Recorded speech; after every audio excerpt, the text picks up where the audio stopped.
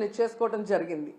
మరి మన రాష్ట్రంలో ఉన్న ముఖ్యమంత్రి నాకు అనుభవం ఉంది, విజన్ ఉంది, విస్తరాకుల కట్టు ఉంది అని చెప్తాడే, మరి ఎందుకు ఇంత ఘోరంగా ఈ రాష్ట్ర ప్రజలు అవమానపడే విధంగా మరి ఉత్త చేతులతో తిరిగి వస్తున్నారో నాకైతే అర్థం కావట్లేదు.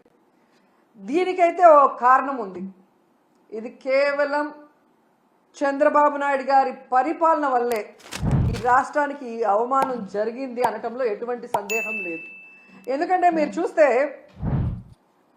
ఈ చంద్రబాబు నాయుడు, లోకేష్ ఈ దావోస్ పర్యటనకు వెళ్ళేటప్పుడు ఏ విధంగా జాతీయ మీడియాకి డబ్బులు విచ్చలవిడిగా జీవోలు రిలీజ్ చేశారు తన కొడుకుని ప్రమోట్ చేసుకోవడానికి అనేది మనం గమనించాం. ముఖ్యంగా పవన్ కళ్యాణ్ లాంటి డిప్యూటీ సీఎం, తన వల్లే ఈరోజు చంద్రబాబు నాయుడు ముఖ్యమంత్రిగా ఉన్నాడు, ఆయన ఇంకా ఉండాలి అనుకుంటున్నాడు పవన్ కళ్యాణ్. కానీ పవన్ కళ్యాణ్ని కూడా దావోస్కి తీసుకువెళ్ళలేదు అంటే తన కొడుకుని ప్రమోట్ చేసుకోవడానికి పవన్ కళ్యాణ్ అడ్డొస్తాడని ఇక్కడే వదిలేసి, దానికి అవసరమైన మంత్రులను కూడా ఇక్కడే వదిలేసి తండ్రి కొడుకులు ఇద్దరు అక్కడికి పోవటం మనం గమనించాం. అంటే వీళ్ళు ఈ యొక్క దావోస్కి వెళ్ళి పెట్టుబడులు తేలేకపోవడానికి కారణం ఏంటంటే ఈరోజు అందరి మధ్యలో ఒకటే, ఈ లోకేష్ రెడ్ బుక్. ఈ రాష్ట్రంలో ఎవరైనా పెట్టుబడులు పెట్టాలి అంటే ఒక ఇన్సిడెంట్ గుర్తొస్తుంది. ముంబై నుంచి ఒక జూనియర్ ఆర్టిస్ట్ని తీసుకొచ్చి ఏ విధంగా ఆవిడతో తప్పుడు కేసులు పెట్టించి జిందాల్ లాంటి పారిశ్రామికవేత్తల్ని బెదిరించి బ్లాక్మెయిల్ చేశారు. మరి ఈ విధంగా పారిశ్రామికవేత్తల్ని బెదిరించి బ్లాక్మెయిల్ చేస్తే ఈ రాష్ట్రంలో ఎవరైనా పెట్టుబడులు పెట్టడానికి వస్తారా అని నేను అడుగుతున్నా.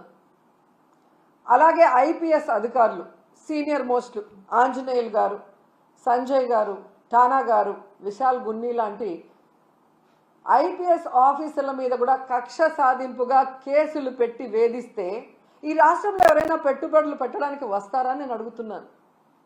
అలాగే ఐఏఎస్ ఆఫీసర్లకు కూడా 7 నెలలుగా కొంతమందికి పోస్టింగ్లు ఇవ్వకుండా వాళ్ళని వేధిస్తూ వాళ్ళని జైల్లో పెడతామని బెదిరిస్తూ ఈరోజు చంద్రబాబు నాయుడు ప్రభుత్వం డెసిషన్స్ తీసుకుంటుంటే ఎవరైనా పెట్టుబడులు పెట్టడానికి వస్తారని నేను అడుగుతున్నా. ముఖ్యంగా ఈ రాష్ట్రంలో మీరు చూస్తే ఆడపిల్లలు, చిన్న పిల్లల మీద అత్యాచారాలు, అఘాయిత్యాలు, అలాగే హత్యలు జరుగుతుంటే అలాంటి రాష్ట్రంలో ఎవరైనా పెట్టుబడులు పెట్టడానికి వస్తారని నేను అడుగుతున్నా. అండ్ ముఖ్యంగా నారా లోకేష్ దావోస్కి వెళ్ళి సిగ్గు లేకుండా నా ప్రత్యర్థుల్ని అనగతొక్కడానికి నేను రెడ్ బుక్ని యూజ్ చేస్తున్నాను అని చెప్తే ఎవరైనా పెట్టుబడులు పెట్టడానికి వస్తారా అని నేను అడుగుతున్నాను. ఈరోజు మీరు చూస్తే ఈ రాష్ట్రానికి పెట్టుబడులు రాకపోవడానికి కారణం ఈ రెడ్ బుక్ రాజ్యాంగమే. ఎందుకంటే ఎవరైనా పెట్టుబడులు పెట్టాలి అంటే ఆ రాష్ట్రంలో లా అండ్ ఆర్డర్ కరెక్ట్గా ఉండాలి, పారదర్శకమైన పరిపాలన ఉండాలి, అలాగే రోడ్డు, రైలు, ఏరోప్లేన్, అలాగే పోర్ట్స్, ఇవన్నీ కూడా అంటే ట్రాన్స్పోర్ట్ ఇది కరెక్ట్గా ఉంటేనే అక్కడ పెట్టడానికి అవకాశం ఉంటుంది. మీరు చూస్తే జగన్మోహన్ రెడ్డి గారు ముఖ్యమంత్రిగా ఉన్నప్పుడు ఇవన్నీ కూడా ఎంత చక్కగా చేశారో మీ అందరూ కూడా గమనించవచ్చు. లా అండ్ ఆర్డర్ ఏ విధంగా మెయింటైన్ చేశారు, అలాగే మీరు చూస్తే సచివాలయ వ్యవస్థతో ఎలా పారదర్శకంగా పరిపాలించారు, అలాగే ఏపీలో 3 పోర్ట్లు మచిలీపట్నం, మూలపేట, రామాయపట్నం ఏ విధంగా వర్క్స్ స్టార్ట్ చేశారు, భోగాపురం ఎయిర్పోర్ట్ ఎలా ఆల్మోస్ట్ 35% వర్క్ చేసేయటం జరిగింది. అలాగే వాళ్ళు ఏంటంటే ఒకే దగ్గర 5 సంవత్సరాలు 10 సంవత్సరాలు కూడా చాలా సందర్భాల్లో కొన్ని డిపార్ట్మెంట్లో, ఈవెన్ మా డిపార్ట్మెంట్లో అవనివ్వండి, రెవెన్యూ డిపార్ట్మెంట్లో అవనివ్వండి, చాలా మంది అలా ఉన్నారు. మీరు అబ్జర్వ్ చేస్తే లాస్ట్ 5 సంవత్సరాలు దాటిన కానిస్టేబుల్స్ దగ్గర నుంచి ప్రతి ఒక్కరిని కూడా మేము ట్రాన్స్ఫర్ చేసాం. ఎందుకంటే ఎట్టి పరిస్థితుల్లో నాకు లాంగ్ స్టాండింగ్ ఉండకూడదు అని చెప్పి. అదేవిధంగా అన్ని డిపార్ట్మెంట్లో కూడా మేము అది చెక్ చేసుకుంటున్నాం. ఈరోజు లాంగ్ స్టాండింగ్లో ఇక్కడ కాదు, ఎక్కడైనా వర్క్ చేయాలి, ఎక్కడో అక్కడ వాళ్ళు వర్క్ చేయాలి. అటువంటిది లాంగ్ స్టాండింగ్ ఎప్పుడైతే ఉన్నదో వాళ్ళ పరిస్థితి ఎలా ఉంటుందంటే అఫీషియల్స్ని వీళ్ళు ఏంటి దాన్ని ఇవన్నీ వాళ్ళు నడిపించే పరిస్థితిలో కనిపిస్తూ ఉంది. డెఫినెట్గా లాస్ట్ గవర్నమెంట్లో ఎవరైతే వాళ్ళ వైఎస్ఆర్సీపీ నాయకులకు అనుగుణంగా తప్పుడు తడకలు చేశారో వాళ్ళని ట్రాన్స్ఫర్ అవుటే చేయడం కాదండి, వాళ్ళని డెఫినెట్గా వాళ్ళ మీద చర్యలు తీసుకునే పరిస్థితి మాత్రం మేము వెళ్తాం.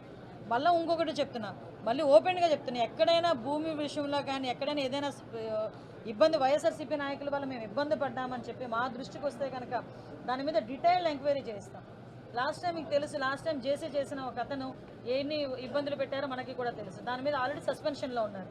అదేవిధంగా దాని మీద కూడా ఎంక్వైరీ జరుగుతుంది. ఆ రోజు పేపర్లో పడిన దాన్ని బేస్ చేసుకుని మేము కూడా ఎంక్వైరీ కాల్ఫర్ చేశాం, అది కూడా ఎంక్వైరీ జరుగుతుంది. సో చాలా ఇష్యూస్ ఉన్నాయి. ఎందుకంటే ఇక్కడ ఎప్పటి నుంచో పాతుకుపోయిన రాజకీయ నాయకులు ఇక్కడ ఉన్నారు. వాళ్ళు ఏంటంటే ఎక్కడ ఏం జరుగుతుందో ప్రతి ఒక్కటి వాళ్ళకి తెలుసు, ఎలాగ దోచుకోవాలో తెలుసు, ఎలాగ అభివృద్ధి చేయాలో పక్కన పెడితే ఎలా దోచుకోవాలో తెలుసు.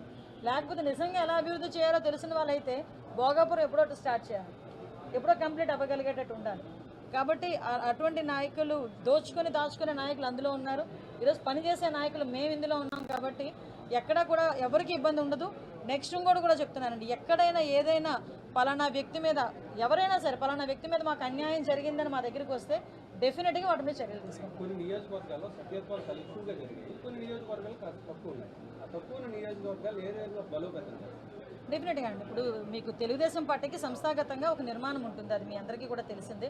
40 సంవత్సరాల నుంచి ఆ మహానుభావుడు పార్టీ పెట్టిన తర్వాత అంత సంస్థాగతంగా నిర్మాణం ఉంది. కాబట్టి ఈ మన కళా వెంకటరావు గారు లాంటి నాయకులు కూడా ఆ రోజు నుంచి ఈ రోజు వరకు కూడా ఏకఛత్రాధిపత్యంగా మనం ముందుకెళ్లే పరిస్థితి.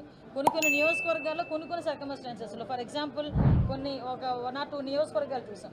ఆ 1 or 2 నియోజకవర్గాల్లో క్యాడర్ లేకని కాదు, కొంత అక్కడ అర్బన్ పాపులేషన్లో మనకి కొంచెం చిన్న ప్రాబ్లమ్స్ వస్తాయి, అందువల్ల ఉన్నది. కాబట్టి మరి మీరు మెజార్టీస్ తీసుకోండి ఒకసారి. ఏ నియోజకవర్గంలోని కూడా 30,000 తక్కువ ఏ మెజార్టీస్ లేవు. లోకల్గా తనకైతే 68,000 మెజార్టీ వచ్చింది. 68,000 మెజార్టీతో తను గెలిచింది. కానీ దాన్ని సభ్యత్వాన్ని క్రైటీరియా తీసుకోవాల్సిన అవసరం లేదని నా ఉద్దేశం. అలాగని సభ్యత్వాలు తక్కువ చేయాల్సిన అవసరం లేదు. ఇప్పుడు ఇంకేమైనా ఉంటే కనుక సభ్యత్వాలు కూడా చేసుకునే పరిస్థితి కూడా ఉంది. నెక్స్ట్ ఇంకోటి ఏంటంటే సంస్థాగతంగా బూత్ ఇన్ఛార్జెస్ నుంచి ఇందాక నేను చూసాను 1800 ఆర్డ్ ఈరోజు మనకి బూతులు ఉన్నాయి. అదేవిధంగా దగ్గర 70కి పైగా క్లస్టర్ ఇన్ఛార్జెస్ ఉన్నాయి. సో మేము బూత్ స్థాయి నుంచి కూడా పార్టీ బలోపేతానికి ఇప్పటి నుంచి కూడా మా ప్రణాళిక ఉంటుంది.